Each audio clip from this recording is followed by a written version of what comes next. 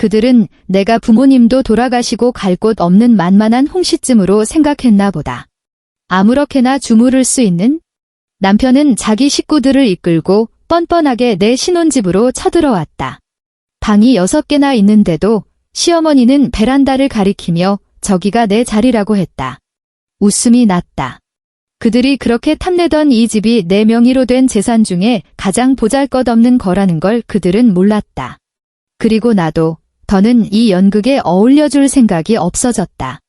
그날은 이재준과 나의 결혼 2주년 기념일이었다.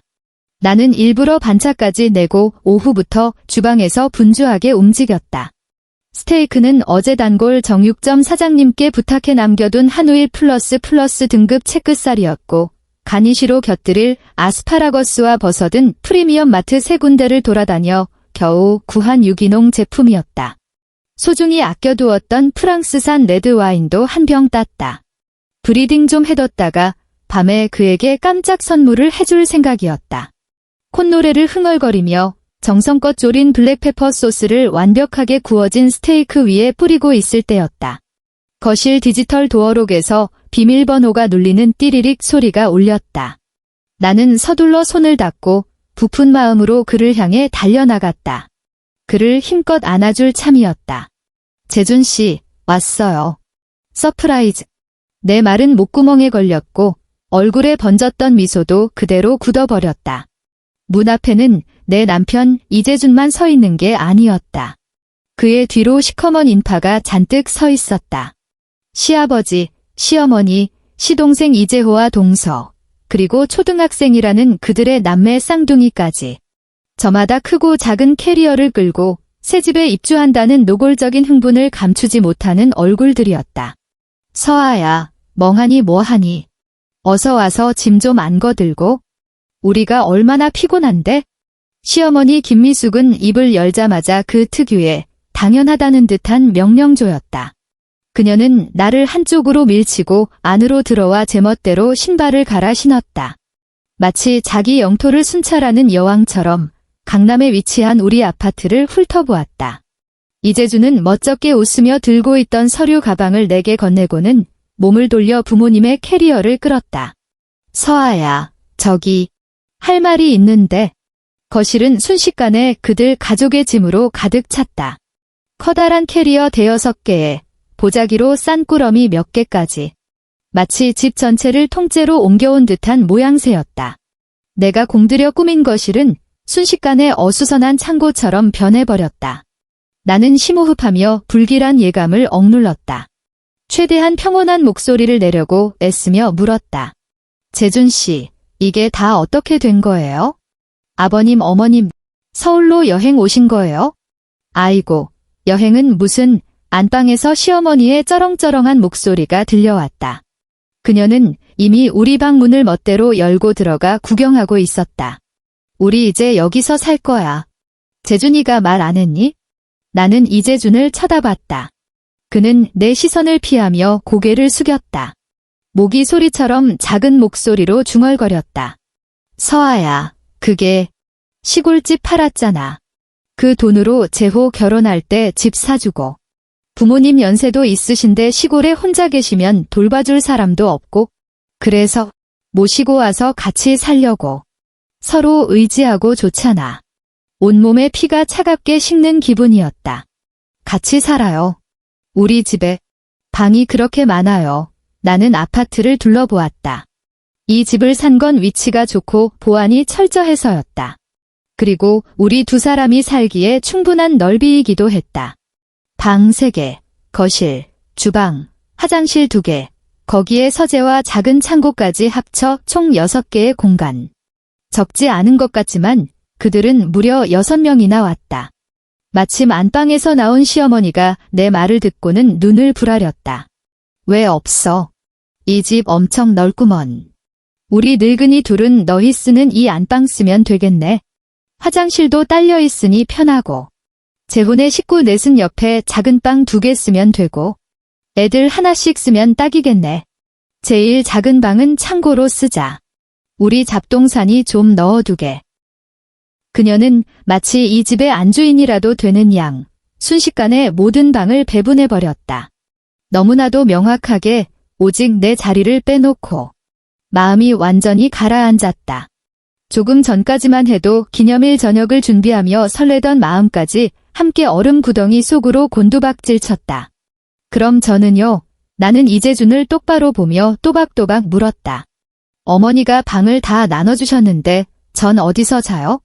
순간 공기가 싸늘하게 식었다. 시동생 이재호와 동서는 재밌는 구경이라도 난 듯한 눈빛을 교환했고 두 아이는 신기한 듯 집안 곳곳을 만지며 내 장식품을 들었다 놨다 했다. 시어머니 김미숙은 나를 위아래로 훑어보았다. 그 눈빛은 마치 불필요한 물건을 보는 듯 했다. 그러고는 손을 들어 거실 끝 통유리창 쪽을 가리켰다. 그녀는 경멸하듯 코웃음을 쳤다. 애비 없는 고아 주제에 우리 이씨 집안에 시집 온 것만으로도 복에 겨운 줄 알아? 베란다에서 앉자면 방이라도 하나 차지하게? 분수도 모르고. 우리 식구가 들어와 사는 걸 영광으로 알아야지. 베란다. 나는 그녀의 손가락 끝을 따라 시선을 옮겼다. 그곳은 개방형 전망 베란다였다. 면적이 작지는 않았지만 강남의 초겨울 밤에는 칼바람이 그대로 들이닥치는 곳이었다. 바닥에는 차가운 타일이 깔려 있었고 내가 정성껏 가꾼 화분 몇 개를 제외하고는 아무것도 없었다. 나더러 베란다에서 자라고. 기가 막혀 웃음이 나올 뻔했다. 나는 내 남편을 보았다. 내 앞에서 평생 사랑하고 지켜주겠다며 내가 자기 인생의 유일한 빛이라며 맹세하던 그 남자를. 나는 그가 반박하기를 내 편을 들어주기를 기다렸다. 하지만 이재준은 잠시 침묵하더니 뜻밖에도 고개를 끄덕였다. 심지어 나를 안심시키려는 듯한 미소까지 지어 보였다. 서아야, 봐봐. 엄마도 다 같이 잘 지내자고 그러시는 거잖아. 집이 방이 좀 부족하니까 내가 일단 좀 참아. 베란다 경치도 좋고 여름엔 시원하고 좋잖아. 여름엔 시원하고. 지금은 겨울인데. 그는 모르는 게 아니었다. 그저 내 서러움 따위는 대수롭지 않다고 생각할 뿐이었다. 아니, 어쩌면 그에게는 어머니의 그 어떤 결정도 현명하고 절대적인 것이었을 것이다. 그 순간 내 마음속 무언가가 완전히 부서져 내렸다. 결혼 2년 동안 나는 그를 위해 나의 모든 빛을 거두었다. 나는 내 집안에 대해 절대 언급하지 않았다. 부모님은 일찍 돌아가셨고 유산으로 살아가는 평범한 사람이라고만 했다. 그를 위해 앞치마를 둘렀고 그의 생활을 돌봤으며 시골뜨기 마인드를 가진 그의 친척들을 실은 내색 없이 대접했다. 나는 내 희생과 양보가 그의 진심과 존중을 가져다 줄 거라 믿었다. 이제 보니 내가 완전히 틀렸다. 그들 눈에 나는 아내도 가족도 아니었다. 그저 마음대로 주무르고 희생시킬 수 있는 그들 집에 기생하는 외부인이었다. 친정 넘는 만만한 홍시. 네. 의기양양하거나 경멸하거나 무심한 시선들 속에서 내 입에서 한 글자가 튀어나오는 것을 똑똑히 들었다. 나는 싸우지도 울지도 않았다. 죽은 듯이 고요한 수면처럼 평온했다. 시어머니는 말권은 알아듣네 하는 표정을 지으며 만족스럽게 손뼉을 쳤다. 됐다, 됐어. 그렇게 정하자. 아이고, 배고파 죽겠네. 서아야, 저녁 뭐 했어? 어서 차려봐. 오는 길에 빵 쪼가리밖에 못 먹어서 배고프다.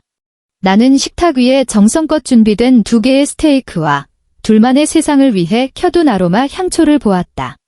지독한 아이러니였다. 나는 조용히 주방으로 돌아가 스테이크를 쓰레기통에 쏟아부었다. 그리고 냉장고에서 김치와 찬밥을 꺼내 커다란 냄비에 김치찌개를 끓이고 계란 프라이 몇 개를 부쳤다. 저녁 식사 시간. 그들 가족은 식탁에 둘러앉아 새집 마련을 축하하며 목청껏 떠들어댔다. 이야, 역시 서울이 좋긴 좋네. 공기부터가 시골이랑 달라. 형님, 이 집 진짜 크네요. 우리 그 작은 아파트랑은 비교도 안 돼요. 동서가 아첨했다. 그럼 내 형님이 누군데? 능력이 있으니까 이재준은 칭찬에 우쭐해져서 의기양양하게 나를 흘끗 보았다.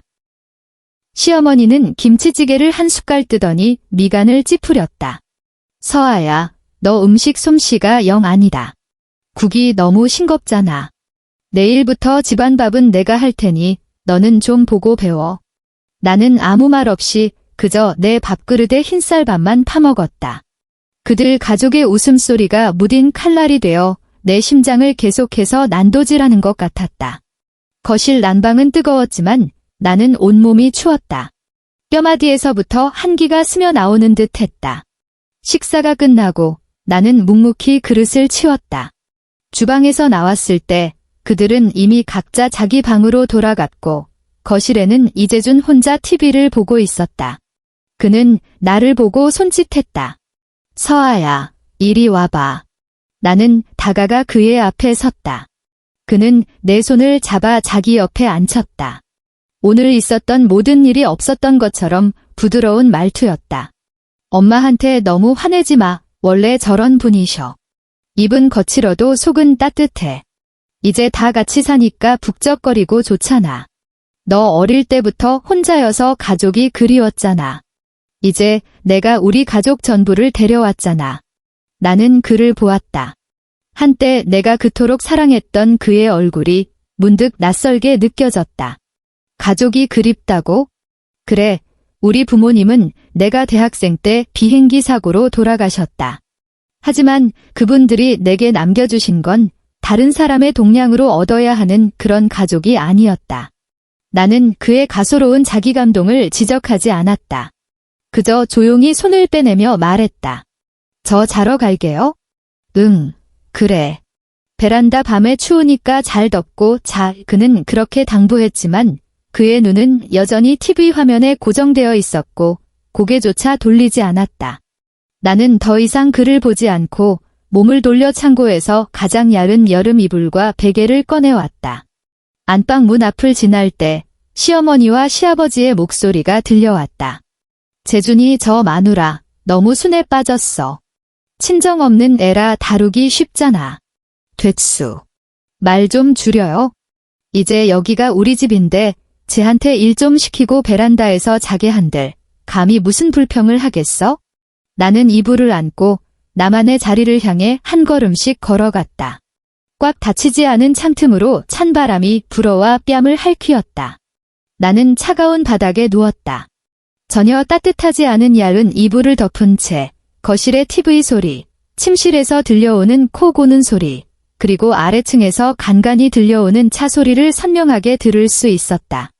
그들 가족은 따뜻하고 아늑한 방에서 당연히 내 것이어야 할 모든 것을 누리며 편안히 잠들어 있었다.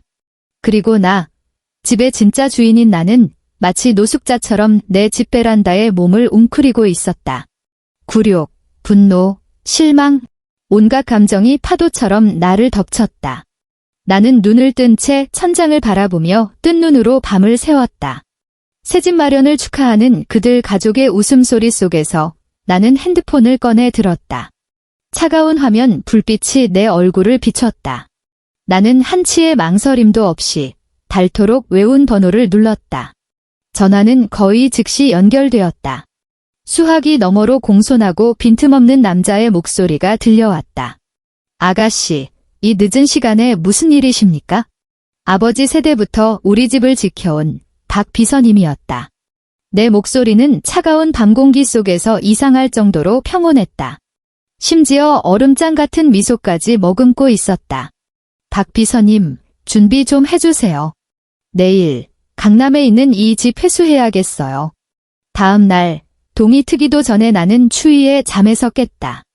온몸이 뻣뻣했고 뼈마디까지 시렸다. 나는 베란다에서 일어나 굳게 닫힌 방문들을 쳐다보았다. 안은 조용했다. 그들 가족은 아직 꿈속을 헤매는 게 분명했다. 나는 씻지도 않고 곧장 현관으로 가 아파트 문을 열었다. 문 밖에는 한 무리의 사람들이 서 있었다. 선두에는 반듯한 정장을 차려입고 금태 안경을 쓴 박 변호사가 있었다. 그는 우리 아버지 그룹 법무팀의 에이스였다. 그의 뒤로는 통일된 유니폼을 입은 이삿짐센터 직원 열댓 명이 카트와 포장 박스를 들고 조용하고 전문적인 태도로 대기하고 있었다. 아가씨, 박 변호사가 내게 살짝 허리를 숙여 인사했다. 모든 준비가 끝났습니다. 나는 고개를 끄덕이고 그들이 들어올 수 있도록 몸을 비켜섰다. 목소리는 크지 않았지만 충분히 또렷했다. 내 개인 물품 전부와 이 집에 있는 가구, 가전제품을 하나도 빠짐없이 전부 다 빼주세요. 전부요. 알겠습니다, 아가씨. 이삿짐 센터 직원들은 숙련된 솜씨로 조금의 소란도 없이 안으로 들어왔다. 그들은 거실의 소파, TV, 탁자를 순서대로 포장하기 시작했다. 그들의 움직임은 신속하고 전문적이었다. 이 거대한 소란은 마침내 집안의 주인들을 깨웠다. 가장 먼저 뛰쳐나온 건 시어머니 김미숙이었다. 그녀는 머리가 헝클어진 채 잠옷바람으로 거실의 광경을 보자마자 폭발했다. 야, 너희들 누구야? 뭐 하는 짓이야? 누가 너희들 맘대로 들어오래? 그녀는 소리를 지르다 나를 발견하고는 마치 분노한 암사자처럼 내게 달려들었다. 이런, 김서아. 이 쌍년이. 지금 뭐 하는 짓이야? 우리를 쫓아내려는 거야? 내가 너를 죽여버릴 거야. 그녀의 손이 내 옷깃에 닿기도 전에 박 변호사가 손을 뻗어 막았다. 박 변호사의 안경 너머 눈은 얼음처럼 차가웠다. 사모님, 언행에 주의해 주십시오. 제 의뢰인에게 인신공격을 가할 경우 명예훼손 및 상해 미수 혐의로 즉시 고소할 수 있습니다. 시어머니는 그 전문 용어에 잠시 주춤했지만 이내 더 악을 쓰며 소리쳤다. 내 의뢰인. 쟤가 뭔데? 쟤는 내 며느리야. 쟤 모든 건 내 아들 거라고. 이 사기꾼 놈들아, 당장 꺼져. 안 꺼지면 경찰에 신고할 거야. 엄마. 무슨 일이에요? 이재준도 잠이 덜 깬 얼굴로 안방에서 뛰쳐나왔다. 눈앞의 광경을 보고 그는 완전히 멍해졌다가 이내 하늘을 찌를 듯한 분노에 휩싸였다. 그는 내게 달려와 어깨를 잡고 세차게 흔들었다. 눈에는 핏발이 서 있었다. 김서아, 너 미쳤어. 이게 도대체 무슨 짓이야? 그가 흔드는 통에 약간 어지러웠지만 내 눈빛은 조금도 흔들리지 않았다. 나는 차갑게 그를 쳐다봤다. 내가 2년간 사랑했던 그 남자. 분노로 일그러진 그의 얼굴은 지금 너무나 추하고 낯설었다. 안 미쳤어. 나는 그의 손을 뿌리치고 박 변호사가 건넨 서류 봉투에서 서류 한 장을 꺼내 그의 얼굴에 던졌다. 이재준, 똑똑히 봐. 그것은 등기부등본 사본이었다. 종이는 가볍게 그의 발치로 떨어졌다. 그는 멍하니 그것을 주워 들었다. 소유줄 안에 선명하게 박힌 김서아 세 글자와 구입일자가 우리 결혼 전이라는 것을 확인했을 때 그의 얼굴은 순식간에 새하얗게 질렸다. 이게 가능할 리가. 그는 중얼거렸다. 우리 같이 노력해서 산 신혼집이라고. 그랬잖아. 나는 비웃었다. 너무나도 비꼬는 웃음이었다. 내가 언제? 당신 혼자 그렇게 착각했을 뿐이지. 이재준, 잊었나 본데 연애할 때 내가 작은 아파트 한 채에 있다고 말했었잖아. 당신이 생각하는 가치 한 노력이라는 건 고작 몇십만 원짜리 커피 머신 하나 산 게 전부였고. 나는 한 걸음 다가가 그를 쏘아보았다. 목소리는 크지 않았지만 한 글자 한 글자가 그의 심장을 찔렀다. 이 집은 우리 아버지가 내가 18살 성인이 됐을 때 주신 선물 중 하나야. 나 김서아의 혼전 재산이라고. 당신, 이재준이랑 당신네 이씨 집안이랑은 단 1원도 상관없어. 이제 알아들었어.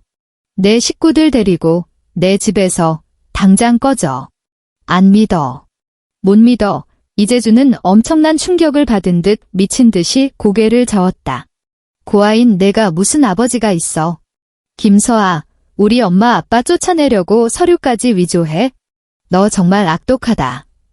그의 동생 부부와 부모도 몰려와 충격과 의심이 가득한 얼굴로 서 있었다.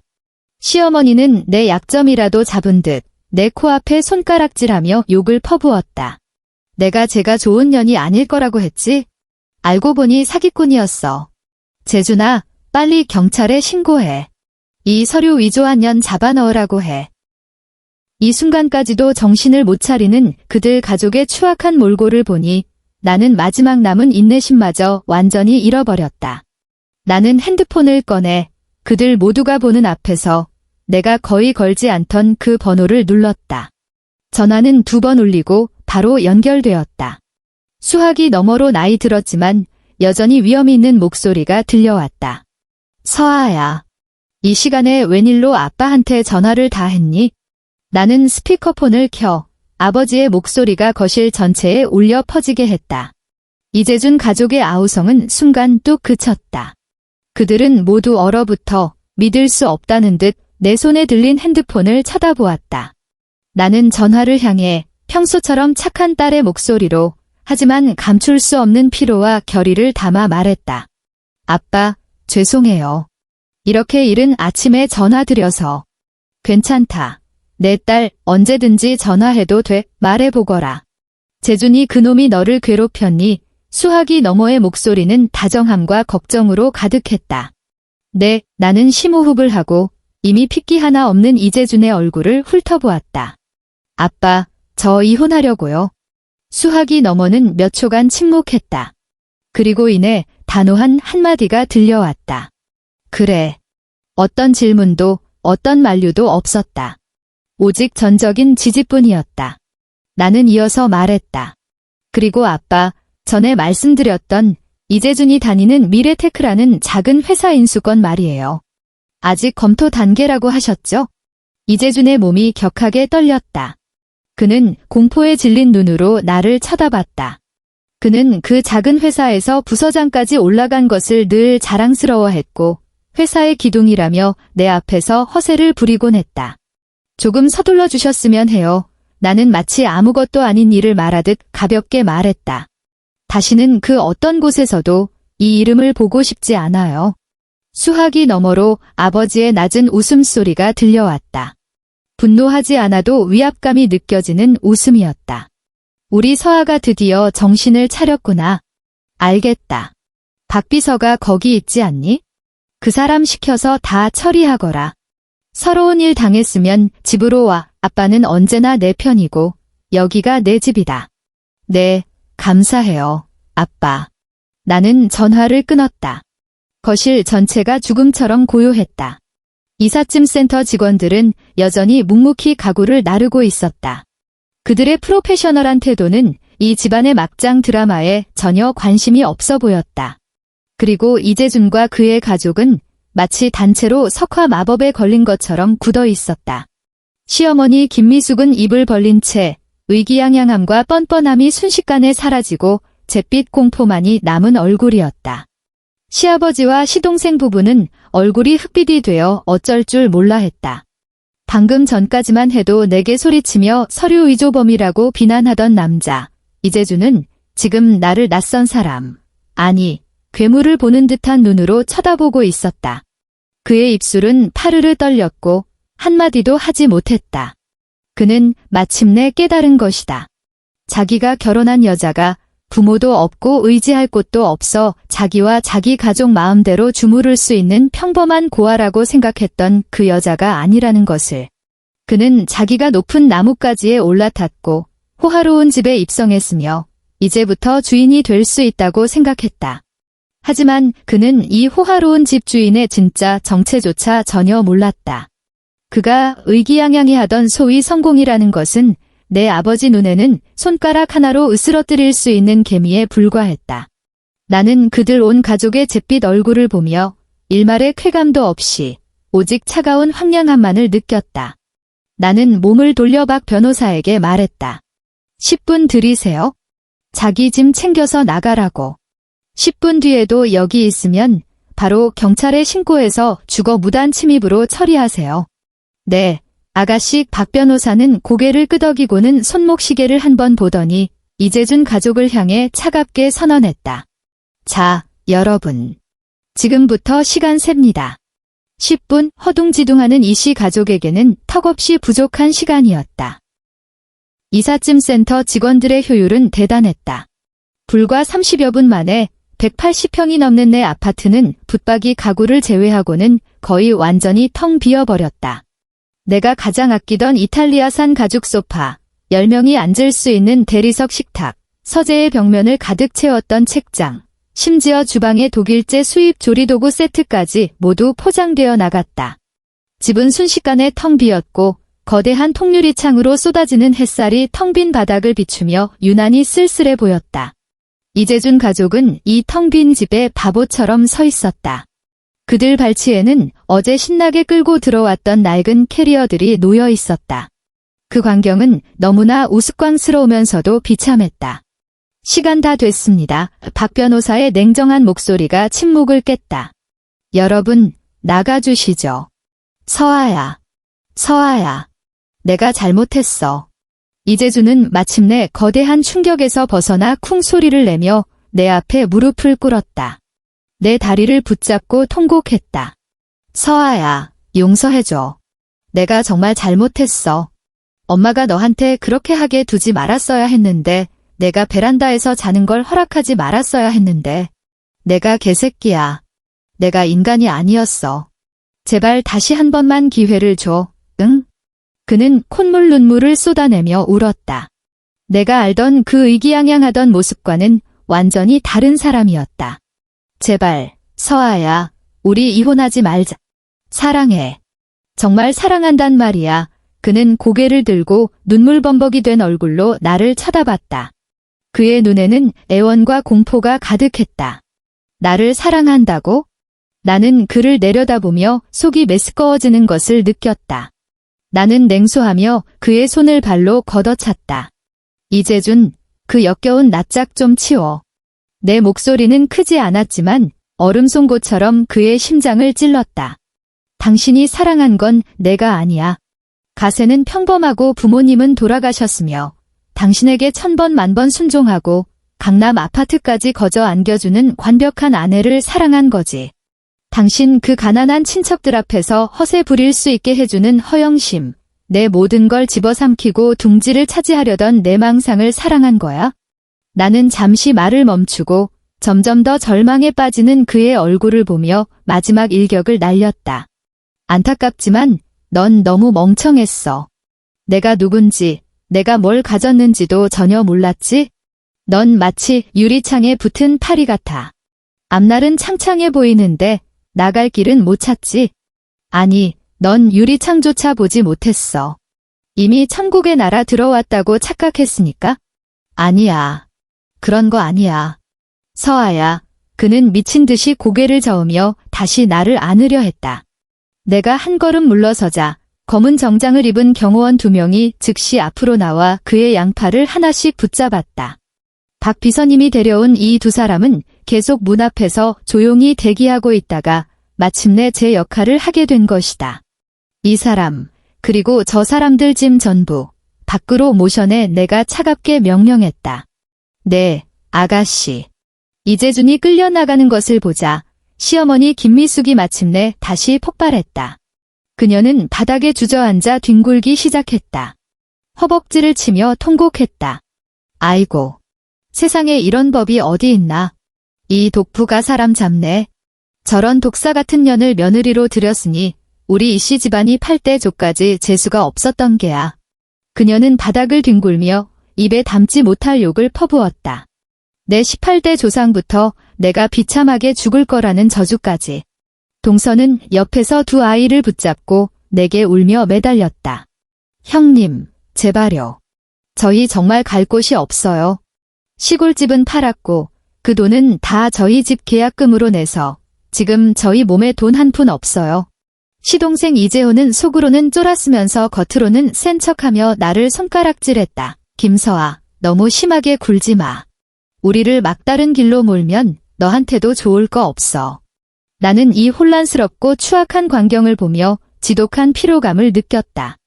더 이상 그들과 한마디도 섞기 싫어서 경호원들에게 눈짓을 보냈다. 경호원들은 즉시 알아차렸다. 한 경호원이 앞으로 나와 바닥에서 뒹굴던 시어머니를 병아리 한 마리 들어 올리듯 가볍게 일으켜 세웠다. 그녀의 70kg에 달하는 몸무게는 전문 경호원 앞에서 아무것도 아니었다. 아, 이거 놔. 이 강도 놈들아. 깡패들아, 시어머니는 공중에서 헛되이 발길질을 해댔다. 다른 경호원들과 이삿짐 센터 직원들은 그들의 거대한 캐리어들을 밖으로 옮기기 시작했다. 그렇게 이재준과 그의 온 가족은 그들의 모든 살림살이와 함께 내 경호원들에게 정중히 모셔져 아파트를 나와 아파트 앞 대로변으로 호송되었다. 나는 16층 통유리창 앞에 서서 아래에서 벌어지는 모든 일을 차갑게 내려다보았다. 이재준은 두 경호원에게 붙잡혀 꼼짝도 못했다. 시어머니는 바닥에 내동댕이 쳐져 여전히 악을 쓰며 욕을 하고 있었다. 시아버지와 시동생 가족은 짐더미 옆에서 어쩔 줄 몰라 했다. 그들 6식구는 강남에서 가장 번화한 거리 중 하나에 화려한 옷차림의 행인들과 쌩쌩 지나가는 고급 차들 사이에 서 있었다. 그들의 초라한 모습은 이곳의 모든 것과 어울리지 않았고 많은 행인들의 호기심 어린 그리고 경멸적인 시선을 끌었다. 이재준이 고개를 들었고 내 차가운 시선과 마주쳤다. 그는 입을 벌려 무언가 말하려는 듯했지만 결국 그의 얼굴에는 절망과 후회만이 가득했다. 나는 커튼을 쳤다. 아래층의 소란스러운 연극을 차단했다. 온 세상이 순식간에 고요해졌다. 텅 빈 방 안에는 내 발걸음 소리만 울려 퍼졌다. 햇살이 바닥에 쏟아졌고 먼지가 빗기둥 속에서 춤을 추었다. 이곳은 한때 이재준과 나의 생활 흔적으로 가득했지만 지금은 흔적도 없이 지워졌다. 나는 조금의 슬픔도 느끼지 않았다.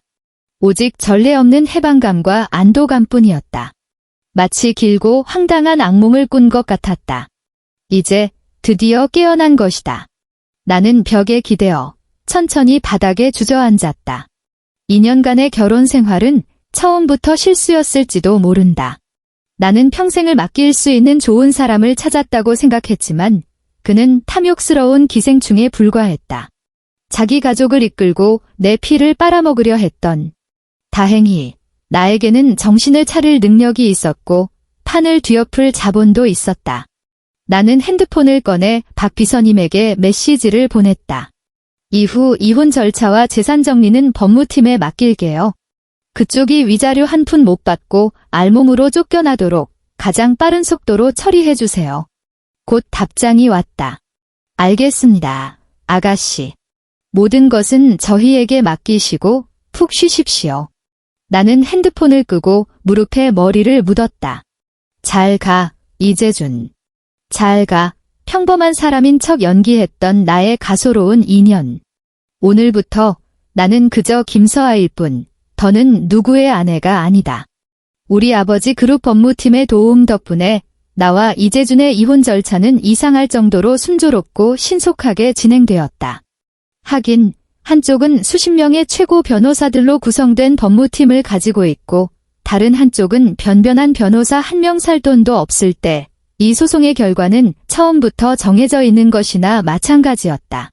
이재준은 당연히 그냥 알거지로 쫓겨나는 것을 받아들이지 않았다. 그는 법원에 이 강남 아파트가 비록 내 혼전 재산이지만 결혼 후 2년 동안 자신도 이 가정을 위해 많은 것을 바쳤다고 주장하려 했다.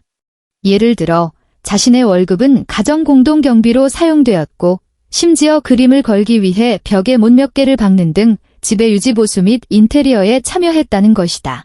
그는 심지어 자신의 친척과 친구들을 증인으로 내세워 내가 술에 취해 네 집은 이제 우리 둘의 집이야 같은 말을 했다고 주장하며 어떻게든 한몫 챙기려 했다. 하지만 그의 이런 잔꾀는 박 변호사 팀 앞에서 그야말로 번데기 앞에서 주름 잡는 격이었다. 내 변호인단은 즉시 증거를 제출했다. 첫째, 이 아파트의 소유권 증명서로 이것이 완전히 내 개인 혼전 재산임을 명확히 했다.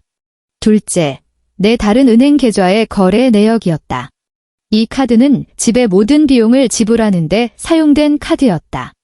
관리비, 수도세, 전기세부터 장보기, 쇼핑, 그리고 그에게 옷을 사주거나 그의 집에 생활비를 보태준 모든 돈까지 모든 거래가 명확하게 기록되어 있었다. 거래 내역에 따르면 지난 2년간 내가 이 가정을 위해 지출한 총액은 2억 원이 넘었다. 그렇다면 이재준은? 그의 월급 통장 거래 내역도 확보되었다. 조사해보니 가관도 아니었다. 입만 열면 월급을 가정 부양에 썼다고 말하던 이 남자는 월급이 들어오자마자 가장 먼저 최신 전자기기를 사고 친구들에게 술을 샀으며 남은 돈의 대부분은 자기 엄마와 동생에게 송금했다. 가장 웃긴 것은 그가 온 가족을 이끌고 내 집에 들어오기 일주일 전, 그는 몰래 자신의 계좌에 남아있던 5천만 원, 즉 그가 몇 년간 일해서 모은 전 재산을 동생 이재호의 명의로 모두 이체했다는 사실이었다. 이 행위는 내 변호인단에 의해 예리하게 포착되었고 그가 혼인 공동재산을 악의적으로 빼돌리려 한 증거로 법원에 제출되었다. 최종 판결은 예상대로였다. 이혼. 이재준, 위자료 한 푼 없이 쫓겨남. 뿐만 아니라 그의 악의적인 재산은닉 행위가 인정되어 판사는 그가 이미 이체한 5천만 원을 부부 공동재산으로 보고 분할해야 한다고 판결했다. 즉, 그는 나에게 2,500만 원을 지급해야 했다. 이재준은 법정에서 이 판결을 들었을 때 의자에 그대로 주저앉았다. 그는 꿈에도 생각지 못했을 것이다. 내게서 한몫 챙기려 온갖 수를 썼지만 결과적으로 아무것도 얻지 못하고 오히려 자기 돈까지 털리게 될 줄은. 나는 처음부터 끝까지 그를 다시 만나지 않았다. 모든 일은 박 변호사가 전적으로 대리했다. 내게 그는 이미 중요하지 않은 낯선 사람이었고 그를 한 번 더 보는 것조차 시간 낭비라고 생각했다. 이혼은 첫걸음에 불과했다. 일주일 후 한 경제뉴스의 헤드라인이 이재준의 사회적 생명의 종말을 고했다. 태산그룹, 스타트업 미래테크 전액 인수 공식 발표, 사업 재편 및 인력 구조 조정 착수. 태산그룹, 우리 아버지가 맨손으로 일군 비즈니스 제국이었다. 박 비서님이 내게 전화를 걸어 상황을 보고했을 때 나는 새 아파트의 야외 수영장 옆에서 한가롭게 햇볕을 쬐고 있었다. 아가씨, 일 처리되었습니다. 미래테크 딘수거는 오늘 모두 완료되었습니다. 아가씨의 뜻에 따라 인사부에서 발표한 첫 번째 정리해고 명단에 이재준의 이름이 포함되었습니다. 사유는 직무 중복 및 실적 미달입니다. 알았어요. 수고했어요. 박 비서님. 나는 차가운 레모네이드를 한 모금 마셨다. 마음에는 아무런 파동도 없었다. 처음에 이재준이 이 회사에 들어갈 때 나는 작은 인맥을 동원해 그의 최종 면접을 통과하도록 도왔다. 그는 줄곧 자신의 능력 덕분이라고 생각하며 의기양양해했다. 이제 나는 그저 손가락 하나 까딱해서 그가 그토록 자랑스러워하던 자리에서 그를 끌어내렸다. 나는 복수를 즐기는 사람은 아니지만 당하고만 사는 성녀도 절대 아니다. 그와 그의 가족이 내게서 받은 굴욕은 그들이 자초한 것이다. 그리고 나는 내게 속한 것을 되찾고 내 삶에 붙어있던 쓰레기들을 청소했을 뿐이다. 이재준 가족의 그 후 이야기는 원래는 관심도 없었다. 하지만 수다스러운 내 절친 최민서 때문에 듣게 되었다. 그날 민서가 내 새집에 놀러와 문을 열자마자 호들갑을 떨며 소리쳤다. 세상에. 서아야. 여기 너무 호화롭잖아. 개인 수영장이랑 스카이 가든이 딸린 펜트하우스라니. 내가 전에 살던 강남의 그 허름한 집보다 100배는 낫다. 나는 웃으며 그녀에게 샴페인을 따라주었다. 무슨 허름한 집이야. 거기도 내가 신중하게 고른 곳이라고. 됐거든. 민서가 나를 흘겨보았다. 내가 진작 여기로 이사 왔으면 그 이재준이랑 그 시골뜨기 가족들은 아파트 정문도 못 들어왔을걸? 그럼 그런 거지 같은 일도 없었겠지? 우리 둘이 수다를 떨고 있는데 민서가 갑자기 허벅지를 탁 치며 비밀스럽게 다가와 말했다. 얘야, 내가 뭐 하나 말해줄까? 너 내가 며칠 전에 누굴 봤는지 알아? 누구? 이재준 내 가족. 나는 눈썹을 치켜올리며 계속 말해보라는 신호를 보냈다. 넌 걔네가 지금 얼마나 비참한지 상상도 못할걸. 민서의 표정은 시원하면서도 동정심이 섞여 있었다. 내가 그날 친구 작업실에 가다가 성북동 그 반지하 동네를 지나갔거든. 근데 누굴 봤는지 알아? 이재준 내 엄마. 그 할머니 마트 앞에서 나눠주는 무료 계란 때문에 다른 아줌마랑 머리끄덩이 잡고 싸울 뻔했어. 머리는 닭 둥지처럼 헝클어져서는 목소리는 여전히 커서 욕을 어찌나 찰지게 하던지. 궁금해서 친구한테 물어봤지? 그랬더니 뭔지 알아? 그 6 식구가 지금 성북동에 20평도 안 되는 반지하에서 낑겨 산대. 영화에 나오는 그런 거 있잖아. 눅눅하고 어둡고 비 오면 물 차는 반지하. 그 장면이 상상되었다. 강남의 300억짜리 호화 아파트에서 성북동 20평 반지하로. 그런 허영심 강한 사람들에게 이런 추락은 아마 죽는 것보다 더 고통스러울 것이다. 민서는 샴페인을 한 모금 마시고 말을 이었다. 내 친구가 그러는데 그 동네 이웃들이 아주 죽을 맛이래. 그 할머니는 매일 밖에서 사람들이랑 싸우고 어른 둘, 이재준이랑 그 동생은 둘 다 실직했는지 맨날 집에만 있대. 라면 한 젓가락 누가 더 먹었네, 누가 일을 덜 했네 하면서 그 좁아터진 집에서 맨날 천지가 떠나가라 싸워서 이웃들이 경찰에 몇 번이나 신고했대. 더 대박인 것도 있어. 민서가 목소리를 낮췄다. 그 이재준 말이야. 해고된 뒤에 일자리를 구하려고 했는데 이력서에 구조조정 기록이 남았고 태산그룹 인수 배경까지 있으니 서울에서 좀 괜찮은 회사에서 누가 걔를 받아주겠어? 지금은 알바나 한대. 배달 같은 거 며칠 전에는 배달하다가 손님 치킨 훔쳐 먹었다고 컴플레인도 걸렸대. 나는 조용히 들었다. 마음속에 큰 동요는 없었다. 불쌍하냐고? 그럴지도. 하지만 이 모든 것, 그들 스스로 선택한 것이 아니던가? 만약 그들이 그렇게 탐욕스럽지 않았다면, 다른 사람의 선의를 당연하게 여기고 약점으로 삼지 않았다면, 아마 그들은 지금도 시골에서 안정적으로 살고 있었을 것이다. 이재준도 계속해서 회사 부장으로 지내며 그가 생각하는 젤리트 생활을 누리고 있었을 것이다. 그들 스스로 이 모든 것을 박살낸 것이다. 나는 일어나 거대한 통유리창 앞으로 걸어갔다. 여기서 서울의 야경 대부분을 내려다볼 수 있었다. 한강은 은빛 비단처럼 도시의 불빛 속에서 조용히 흘러가고 있었다. 그 사람들 생각은 그만하자 원하는 고개를 저으며 민서에게 말했다. 나 다음 주에 유럽으로 세계 일주 떠나. 첫 번째 목적지는 파리야. 민서의 눈이 반짝였다. 와, 나도 데려가. 나는 뒤돌아보며 그녀에게 환하게 웃어 보였다. 햇살이 내 등 뒤에서 쏟아져 들어와 나를 황금빛으로 물들였다. 그 순간 나는 전례 없는 자유와 새로운 삶을 얻은 기분이었다. 김서아만의 새로운 인생이 이제 막 시작되려 하고 있었다. 그리고 그 중요하지 않은 사람들과 사건들은 내 뒤로 멀리 던져진 희미한 풍경이 될 것이다.